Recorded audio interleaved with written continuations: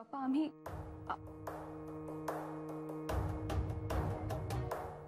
नमस्कार, मी या दाभोळकर साहेब या. नमस्कार. मी मॅडमना ते सांगत होतो की कसलं टेन्शन घेऊ नका. अहो आमचा विश्वास आहे त्यांच्यावर. आणि तुमची मुलगी म्हटल्यावर आम्ही विचार केला की तुम्हालाही फोन करून कळवावं. सह्या कुठे करायच्या? वेर आर द पेपर्स?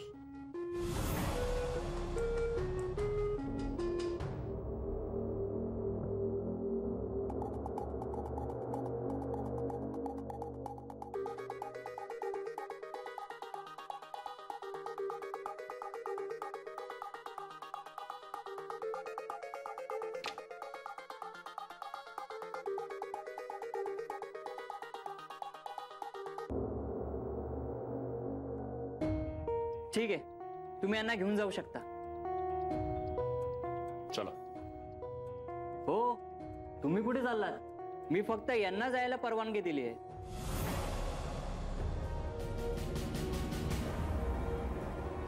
तुम्ही इथेच थांबायचं. तुम्हाला जाता येणार नाही.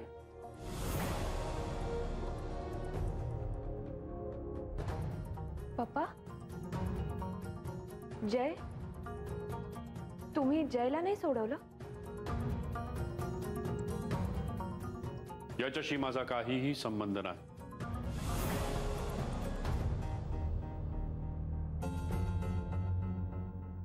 यानं तुला माझ्या बंगल्यातून चाळीत नेलं. चाळीतून एका भाड्याच्या घरी, आणि त्या भाड्याच्या घरातून रस्त्यावर, आणि रस्त्यावरून आता इथे.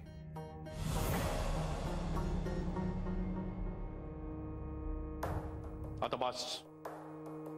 मी आता यापुढे या माणसाला तुझ्या आयुष्याशी नाही खेळू देणार. खरं तर याची शिक्षा म्हणून मला ह्याला इथंच ठेवावं असं वाटतंय. ते माझ्या हातात नाही. किमान मी तरी याला इथून सोडवणार नाही. हा माझा निर्णय. मिस्टर जय खानोलकर, तुम्हाला आता घर शोधायची गरज नाही. तुमच्या मित्राला कळवून टाका की तुम्हाला आता घर मिळालंय. राहा काही दिवस इथे. पप्पा, मी जय शिवाय कुठेही येणार नाही.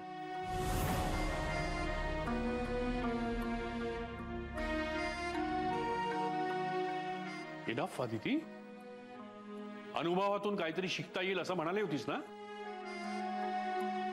मग या माणसाबरोबरचा हा अनुभव काही कमी आहे का?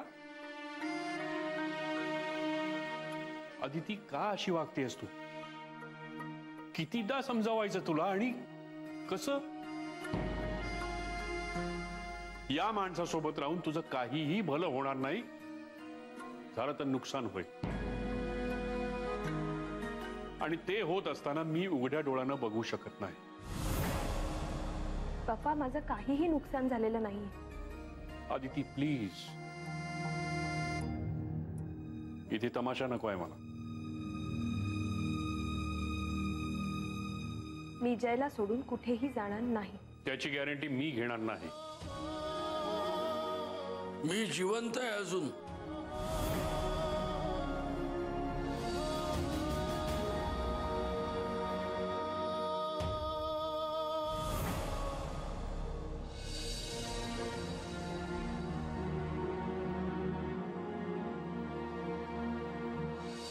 त्याची गॅरंटी तुम्हाला द्यायची गरज नाही.